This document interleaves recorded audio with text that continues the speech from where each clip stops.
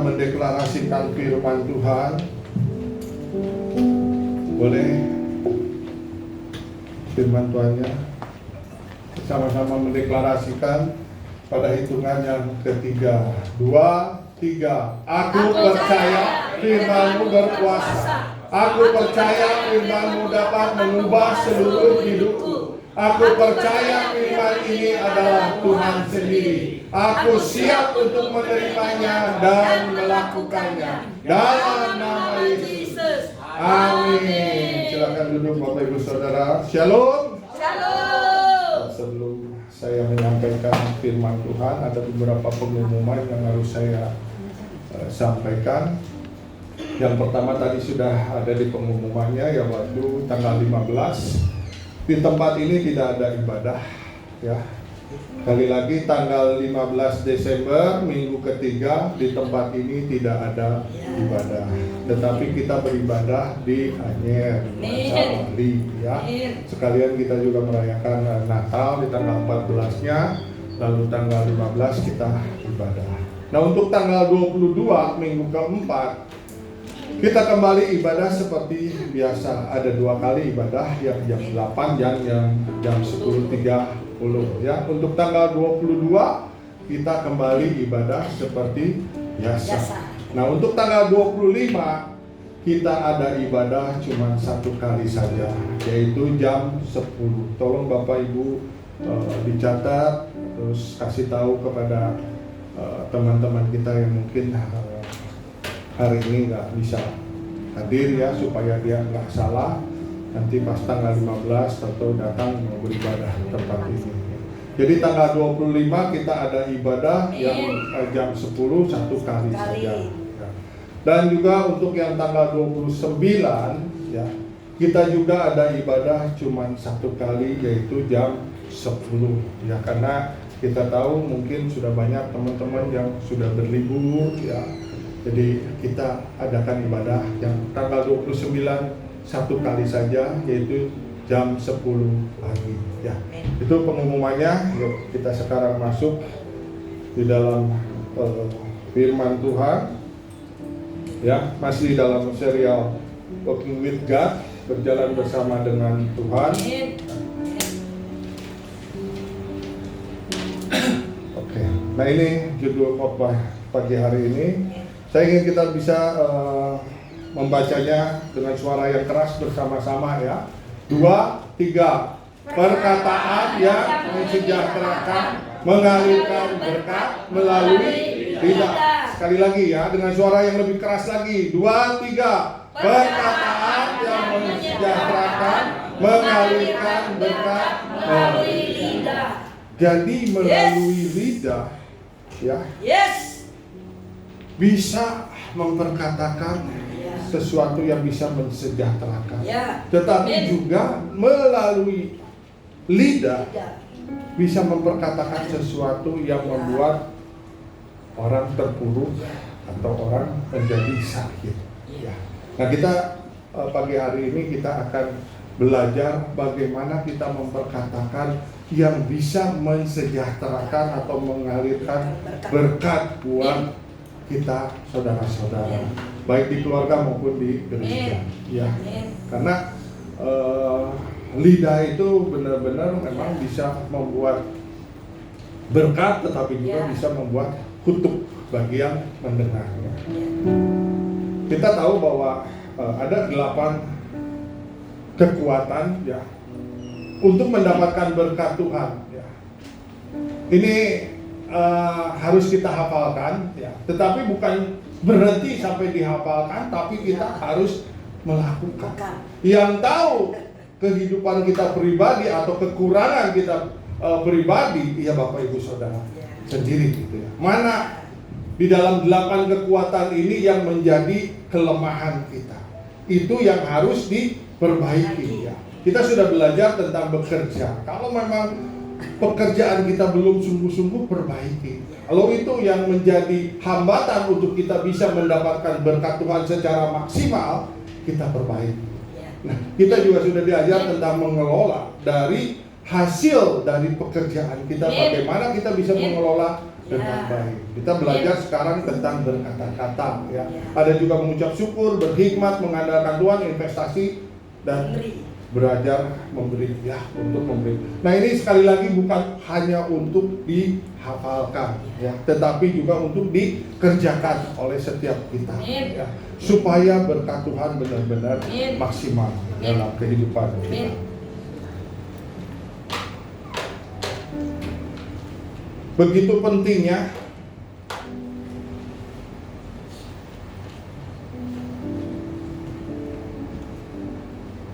Bang, tolong Bang Loan. Begitu pentingnya ya untuk kita berkata-kata. Sudah.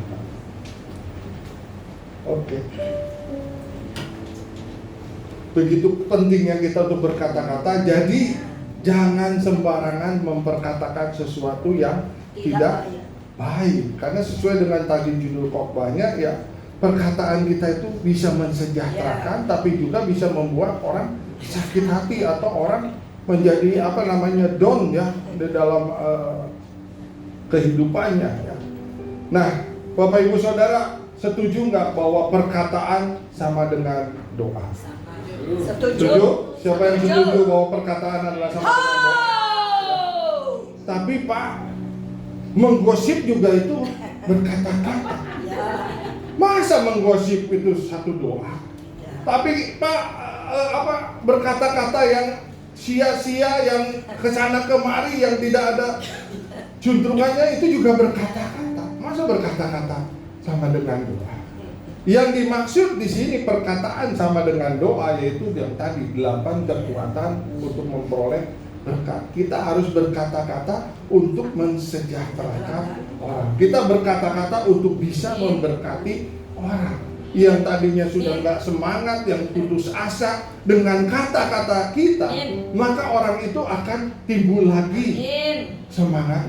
Dengan kata-kata kita bisa memotivasi orang yang mungkin lagi tidak punya jalan keluar. Ya, jadi perkataan yang sama dengan doa itu adalah perkataan-perkataan yang baik, yang positif. Nah, saya ingin bersaksi tentang pribadi saya ya. Dan ini juga boleh ditiru atau dilakukan oleh Bapak Ibu ya. Waktu anak-anak saya masih kecil ya, setiap hari kami mengantarkan anak-anak untuk pergi ke sekolah ya. Setiap sampai di sekolah, sebelum dia turun dari kendaraan, saya selalu menumpangkan tangan kepada anak-anak saya. Dan saya katakan, Tuhan lindungi, Tuhan berkati Bintan. Cuman sesederhana itu saya katakan. Setiap hari, setiap saya mengantar anak, saya katakan, saya tumpangkan tangan kepada anak-anak saya semuanya, Tuhan lindungi, Tuhan berkati Bintan. Dan apa yang terjadi? Apa yang menjadi perkataan saya, apa yang menjadi doa saya, itu memang tergerak. Anak saya nomor 1 waktu sekolah, ya dia rankingnya 1, 2, 3 besar lah ya. Dan dia juga berprestasi di bidang musik, berprestasi di bidang olahraga. Dia juga berprestasi waktu kecilnya mewarna, itu mewarnanya cukup bagus ya. Yang kedua ya lumayan juga, ranking di sekolahnya 5 besar, kadang-kadang ya paling kecilnya 10 besar, nggak bodoh-bodoh amat gitu kan ya. Dan dia juga cukup berprestasi juga di bidang olahraganya ya. Anak-anak saya bisa mewakili Banten untuk masuk PON ya, dan Prapon ya. Sementara saya bapaknya juara RT juga belum pernah gitu. Tapi ya puji Tuhan ya, pada saat kita menumpangkan tangan, pada saat kita memperkatakan kata-kata yang menjadi doa, nah, itu tergerak. Yang nomor 3, anak saya waktu lulus SMP, dia dapat NEM paling tinggi, nomor 1. Kalau NEM itu artinya artinya nilainya yang terbaik, hasil murni, tapi artinya kalau nomor 1 itu nilainya yang terbaik sesekolahan atau sekota Serang ya. Sekota Serang ya. Dan itu luar biasa. Nah, saya di sini bukan mau menyombongkan atau apa-apa, tapi saya mau menyaksikan kebesaran Tuhan, mau menyaksikan kehebatan Tuhan ya. Nah, apa yang ditulis di dalam Roma 8 ayat 28, kita tahu sekarang. Waktu itu saya nggak tahu, saya cuma melakukan numpangkan tangan, saya memperkatakan Tuhan lindungi, Tuhan berkati, pintar. Sekarang saya baru tahu bahwa Tuhan turut bekerja di dalam segala hal untuk mendatangkan kebaikan buat kita. Dulu saya nggak mengerti, ternyata Roma 8 ayat 28 kita tahu sekarang. Setelah kejadian mungkin belasan tahun yang lalu atau puluhan tahun yang lalu, baru kita aware, baru kita oh iya, Tuhan turut bekerja di dalam segala hal untuk mendatangkan kebaikan buat kita. Amin. Bapak Ibu Saudara yang punya anak yang masih sekolah, jangan ragu. Tumpangkan tangan kepada anak-anak kita. Katakan kata yang baik, kata yang bagus. Pintar. Terjadilah apa yang kita doakan. Ya, kita yang punya cucu mungkin yang masih sekolah, kakeknya boleh, opungnya boleh. Tumpangkan tangan. Kalau orang tuanya mungkin ragu-ragu, kita kakeknya, opungnya tumpangkan. Maka tergenapi terjadi. Jangan sekali-kali kita mengatakan dasar anak kurang ajar, dasar anak bodoh. Jangan. Karena perkataan itu sama dengan doa. Ya, kali lagi ayo perkatakannya. Ini waktu jadul ya, zaman dulu. Tapi pada saat saya mempersiapkan ini, saya baru iya, ternyata Tuhan turut bekerja di dalam segala hal untuk mendatangkan kebaikan buat kita. Jadi kita harus mempermuliakan nama Tuhan, kita harus menyaksikan bahwa Allah kita itu tidak tinggal diam. Mungkin kita dulu tidak mengerti, kita tidak sadar bahwa Tuhan turut bekerja. Tapi pada saat kita sama-sama berjalan dengan Tuhan pasti turut bekerja untuk mendatangkan kebaikan setiap kita. Amin. Beri kemuliaan dulu buat Allah kita yang dahsyat. Amin. Gak mau langsung. Nah, ayat-ayat yang saya persiapkan di khotbah ini semuanya udah dimasukin ke slide ya. Jadi saya ingin sama-sama setiap ayat firman Tuhan kita sama-sama membaca dengan suara yang keras ya. Amsal 18 ayat 21. Yuk sama-sama kita katakan dengan suara keras. 2, 3. Hidup dan mati dikuasai lidah. Siapa suka menggemakannya akan memakan buahnya. Amsal mengajarkan kepada kita mau milih yang mana? Mau hidup atau mau mati? Kalau kita mau hidup, ya, perkatakanlah perkataan yang membangun. Perkatakanlah perkataan yang bisa memotivasi orang. Ya, karena siapa suka menggemakannya akan memakan buahnya, akan memakan hasilnya. Ya. Coba kalau nggak percaya, ya, kita ngatain kata jelek kepada penguasa atau pejabat yang ada pengawalnya gitu ya, di depan pengawalnya kita katakan jelek, kontan dia akan memakan buahnya. Betul nggak? Coba kalau kita ngomong nggak bagus di dekat komandan Kopassus, itu akan kontan memakan buahnya, gitu kan? Kalau nggak bonyok ya masuk rumah sakit. Ya, jadi pilihan ada di tangan kita. Ya. Hidup dan mati dikuasai oleh lidah. Ya, siapa suka menggemakannya akan memakan buahnya. Pilihan terserah kepada kita. Tapi saya berdoa untuk supaya kita juga menggemakan sesuatu yang baik. Nah, lidah itu seperti baling-baling kapal, walaupun kecil tapi dapat menggerakkan kapal yang besar. Kalau kita lihat ya, baling-baling atau apa sih namanya, kemudi buat apa? yang di belakang kapal itu ya. Itu kecil sekali ya, kalau dibandingkan dengan kapal feri itu mungkin perbandingannya bisa ratusan kali. Tapi walaupun kecil, dia bisa membuat kapal itu belok kanan, belok kiri, maju gitu kan, bisa menggerakkannya. Ya. Jadi inilah lidah gitu, seperti diibaratkan baling-baling kapal. Walaupun kecil tapi dapat menggerakkan kapal yang besar. Dan lidah itu juga seperti api, dapat membakar hutan yang luas.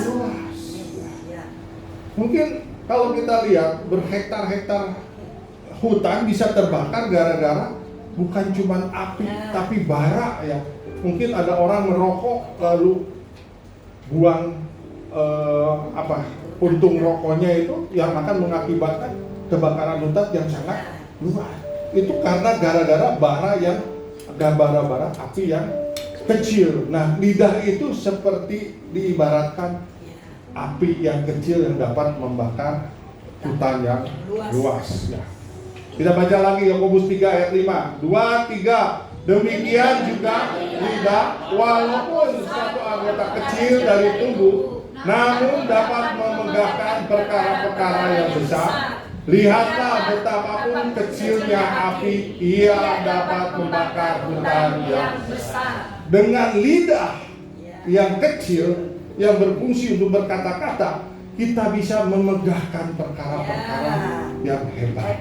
Ya. Dengan lidah yang kecil, kita bisa membuat orang menjadi sembuh, ya, karena semangatnya dibangun, ya, termotivasi untuk mau berjuang dari sakit penyakitnya sehingga mengalami kesembuhan. Ya. Jadi firman Tuhan banyak sekali yang mengajarkan tentang lidah, ya. Karena itu, ayo kita berjaga-jaga tentang perkataan kita, ya. Kemarin hari Kamis kita meeting dengan pengerja dan aktivis, ya. Saya mengajak semua, ayo kita di gereja ini hidup rukun berdamai. Menjadilah orang-orang yang pendamai. Karena dengan lidah, dengan perkataan itu bisa membuat satu dengan yang lain berantem, bertengkar. Betul nggak? Ya. Saya ajak semuanya jaga perkataan kita. Kita pengen di gereja ini penuh dengan damai sejahtera. Ya. Supaya apa? Kalau kita hidup rukun, firman Tuhan katakan kesanalah Tuhan akan memerintahkan berkat-berkatnya. Dan saya berdoa untuk semua jemaat WTC Cilegon ini mengalami berkat Tuhan yang luar biasa. Di masa yang sulit, di masa yang sukar, Tuhan terus memberkati kita. Kenapa? Karena kita menjadi orang-orang yang berdamai. Orang-orang yang mau hidup rukun. Nah, di ibadah ini juga saya mengajak semua jemaat juga, ayo kita hidup berdamai. Ya, jangan karena perkataan akhirnya membuat kita berantem. Ya. Karena dengan perkataan juga ya, dua kerajaan, dua bangsa, dua negara bisa berperang. Ya. Coba kalau misalnya Presiden Korea Utara katakan serbu, jadi deh perang. Atau Uni Soviet presidennya katakan serbu, jadi deh. Cuma dengan perkataan, satu kata aja, dua negara bisa berperang, dua kerajaan bisa berperang. Ya. Nah, sekarang kita masuk bagaimana caranya supaya perkataan kita selalu positif. Tentunya Bapak Ibu Saudara juga ingin ya, supaya setiap kita itu berkata-kata yang positif, berkata-kata yang baik ya, supaya kita menjadi orang-orang yang pendamai ya, bukan orang-orang berusaha. Yang pertama, bagaimana caranya supaya perkataan kita selalu positif? Ya. Biasakan berpikir positif. Biasakan itu artinya terus-menerus kita kerjakan. Ya. Supaya menjadi kebiasaan, supaya menjadi habitat kita, bahkan menjadi budaya buat kita untuk memperkatakan untuk berpikir secara positif. Nah, dikatakan di sini berpikir dahulu sebelum berbicara. Jangan terlalu cepat dulu berkata-kata sebelum kita berpikir. Ada nggak orang yang lebih cepat berkatanya baru berpikir kita? Banyak. Ada. Ya, ada ya orang-orang yang perkataannya cepat sekali gitu kan. Belum dipikirkan apa-apa udah menjawab, belum dipikirkan apa-apa udah ngomong gitu kan. Nah, di sini kita belajar. Biasakan dulu berpikir sebelum berbicara karena kita pengen menjadi pendamai. Kita pengen perkataan kita ini mensejahterakan orang yang mendengarkan, memberkati orang yang mendengar. Ya. Nah, berpikir positif itu enggak cepat mudah merespon dengan hal-hal yang negatif. Kalau misalnya ada orang berkata, Pak Yuda nih kayaknya begini, langsung saya tanpa pikir panjang langsung menegur orang itu atau memusuhi orang itu atau membuat orang itu juga biar sakit hati lagi ya. Tapi berpikir positif itu harus kita kerjakan terus menerus karena di sini dikatakan biasakan. Biasakan tuh artinya jangan satu kali kita melakukannya, tapi terus menerus supaya itu menjadi kebiasaan. Ya. Jadi kalau ada apa-apa juga respon kita itu udah berpikirnya positif. Mungkin saat itu orang ini lagi begini sehingga perkataannya seperti ini. Kita mudah mengampuni, kita mudah memahami, mengerti pada orang, tidak mudah baperan, ya.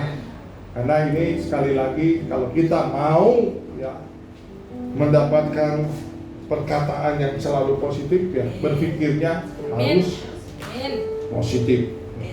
Ya di sini ada satu contoh ya di dalam Alkitab ya.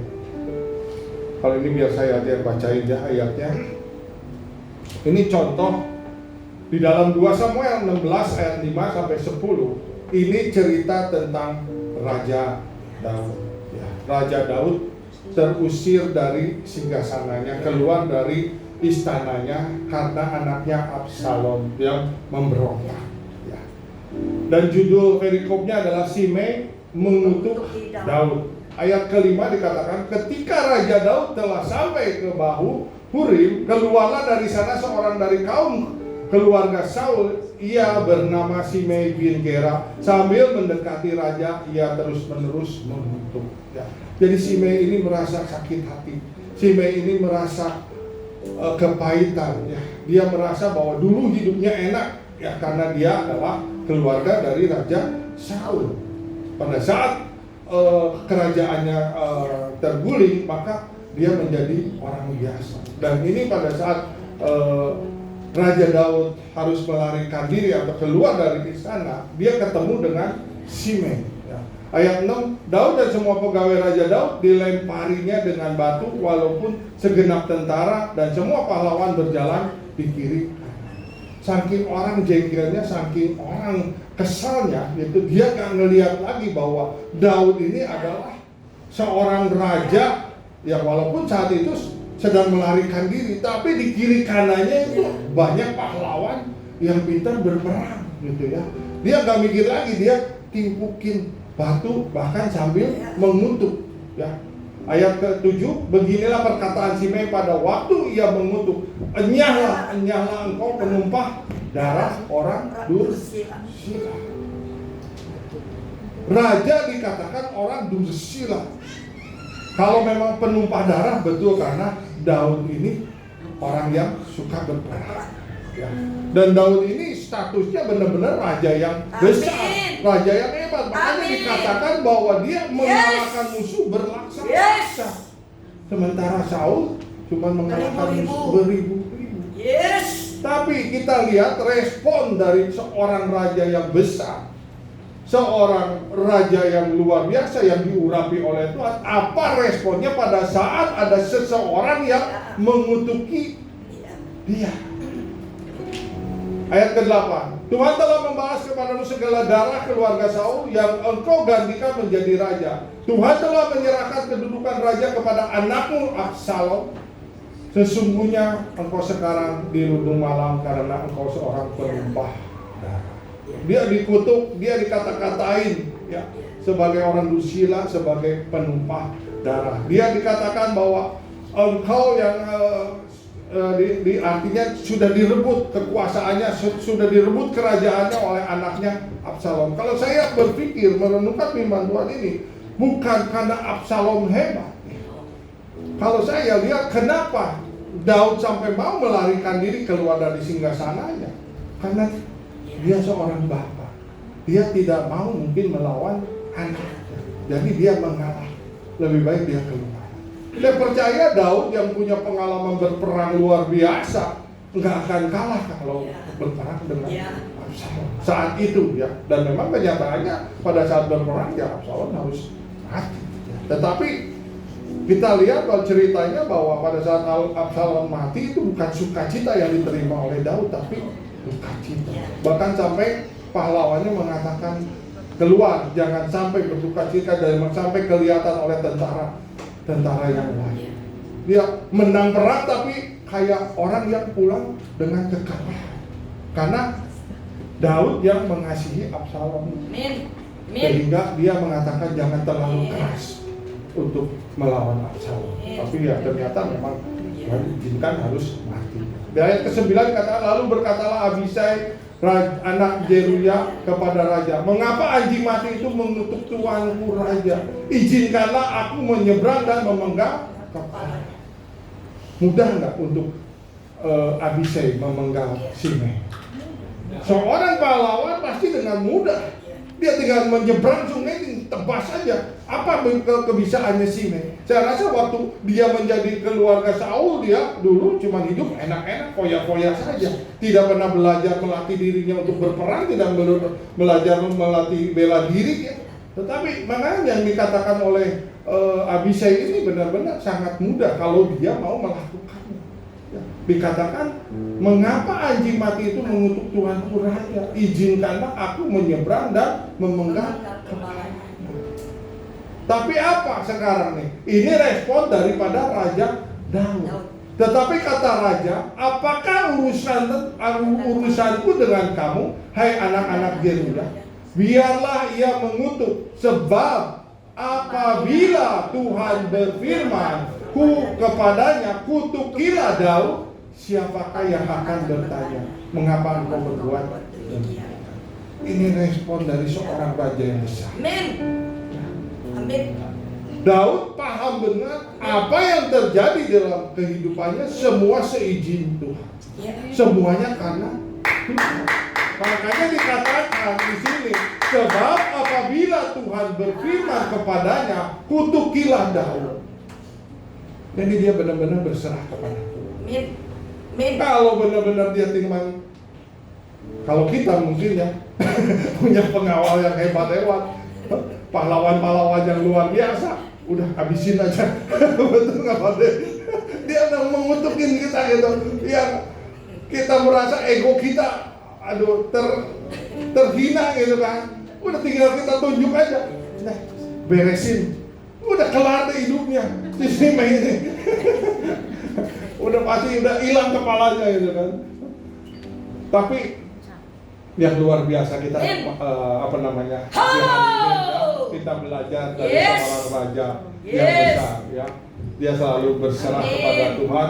Dia percaya bahwa apapun yang terjadi semua karena seizin Tuhan. Walaupun dia harus menerima kutukan, dia harus menerima cemoohan, bahkan dilempari batu, tapi dia diamkan. Ya, hari-hari ini juga kalau ada mungkin Bapak Ibu Saudara saat ini sedang difitnah, sedang dikata-katain nggak bagus, diam saja. Kita belajar dari seorang raja. Amin. Kalau raja aja yang besar bisa melakukan seperti ini, siapa kita? Siapa kita? Kita diamkan saja. Amin. Ya, karena nanti juga Tuhan sendiri yang akan turun tangan untuk memulihkan dan membereskan setiap pergumulan. Kita percaya bahwa tadi dikatakan di firman-Nya supaya setiap kita benar-benar mengandalkan Tuhan ya. Karena Tuhan yang akan berperang ya. Hidup mati dikuasai lidah ya. Siapa mengembangkannya akan memakan buahnya. Yang kedua, bagaimana caranya supaya perkataan kita selalu positif? Berkata yang bijak supaya menjadi kebiasaan. Ini kembali kepada kebiasaan. Jadi kita berpikir, biasakan untuk berpikir positif. Sekarang biasakan supaya berkata yang bijak. Biasakan supaya berkata yang bijak. Karena seringkali kita juga kelepasan gitu bicara. Kadang-kadang memperkatakan kata yang sia-sia, kata-kata yang gak bagus. Yuk baca lagi firman Tuhannya, Efesus 4 ayat 29, 2, 3. Janganlah ada perkataan kotor keluar dari mulutmu, tetapi pakailah perkataan yang baik untuk membangun di mana perlu, supaya mereka yang beroleh kasih. Lidah itu dipakai untuk supaya setiap orang yang mendengarnya merasa terbangun, merasa diberikan semangat, dan beroleh kasih karunia.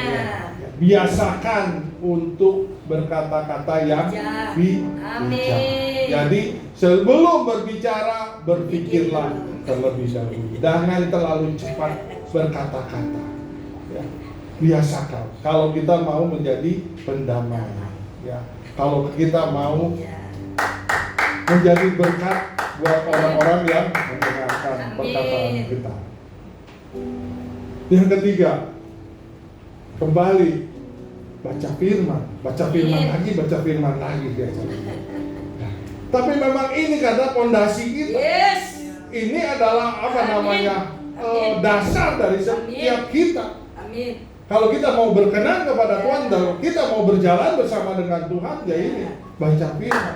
Dengan membaca firman, pasti yang keluar itu selalu firman Tuhan. Yang keluar itu selalu ayat-ayat firman Tuhan. Dan ayat-ayat firman Tuhan itu dapat mengubah segala sesuatu. Kita percaya firman Tuhan itu dapat mengubah kehidupan kita. Amin. Baik pribadi maupun juga bisa mengubah orang yang mendengar. Kembali baca firman Tuhan. Baca firman. Coba colek kiri kanannya. Baca firman. Baca firman, ya. Supaya yang keluar ini kata-kata hikmat, kata-kata bijak yang selalu kita baca di dalam firman Tuhan setiap hari. Jadi perkatakanlah yang baik supaya terjadi dalam kehidupan. Perkatakan yang baik, pintar anak-anak kita, sehat, jadi generasi penerus yang luar biasa, yang dipakai Tuhan dengan dahsyat. Terus ulangi perkataan itu, jangan sampai bosan-bosan. Amsal 12 ayat 18, baca sama-sama 2, 3. Ada orang yang lancang mulutnya seperti tikaman bedak, tetapi lidah orang bijak mendatangkan kesembuhan. Karena perkataan kita ini bisa menyembuhkan, bisa menyembuhkan saat kita juga sakit. Jangan lancang mulut, karena lancang mulut itu seperti tikaman pedang. Tetapi lidah orang bijak mendatangkan. Bapak Ibu Saudara mau? Perkataan kita menjadi berkat buat orang? Amin. Janji ya. Biar malaikat mencatat. Amin. Dan Tuhan juga mendengar janji kita bahwa kita mulai saat ini kita mau berkata-kata yang positif, berkata-kata yang baik, berkata-kata yang bijak, supaya menjadi berkat buat orang-orang yang mendengarkannya.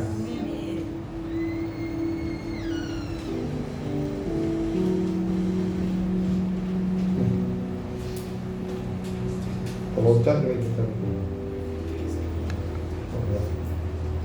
Yesaya 50 ayat yang keempat. Yuk baca lagi 2, 3. Tuhan Allah telah memberikan kepadaku lidah seorang murid, supaya dengan perkataan aku dapat memberi semangat baru kepada orang yang letih lesu. Setiap pagi ia mempertajam pendengaranku untuk mendengar seperti seorang murid. Amin. Saya ajak terus setiap Amin. di khotbah ini, setiap ayat-ayat kita baca bersama-sama. Amin. Saya berdoa semuanya bisa firman Tuhan itu bisa melekat di dalam pikiran kita, di dalam hati kita, ya, agar kita benar-benar mengerti, benar-benar kita bisa menjadi pelaku-pelaku Tuhan.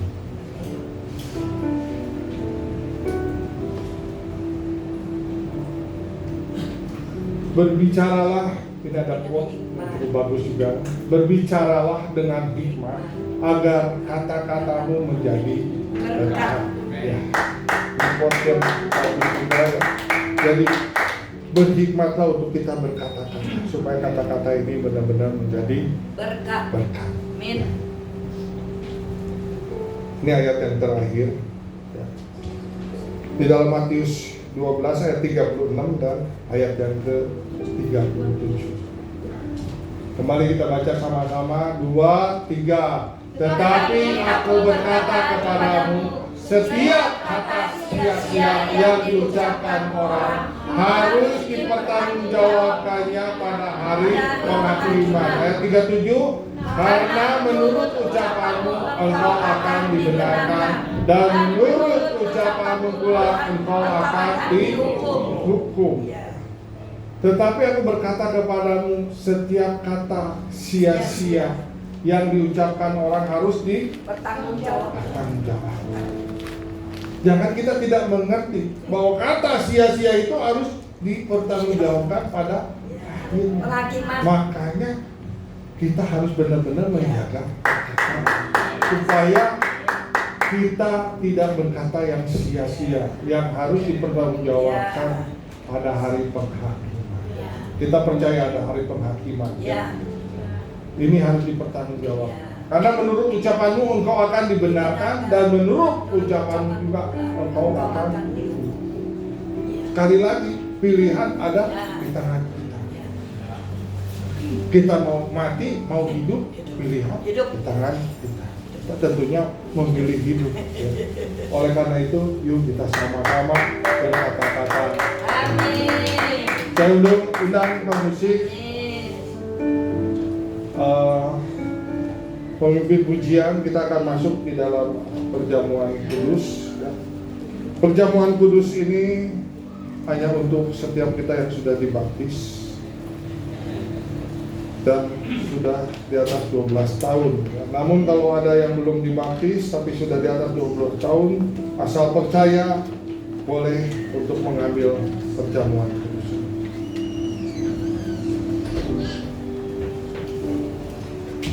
Apakah Bapak Ibu Saudara sudah mendapatkan anggur perjamuan kudus? Kalau belum, boleh angkat tangan untuk dilayani oleh. Ada yang belum dapat perjamuan kudus? Kalau sudah, saya undang untuk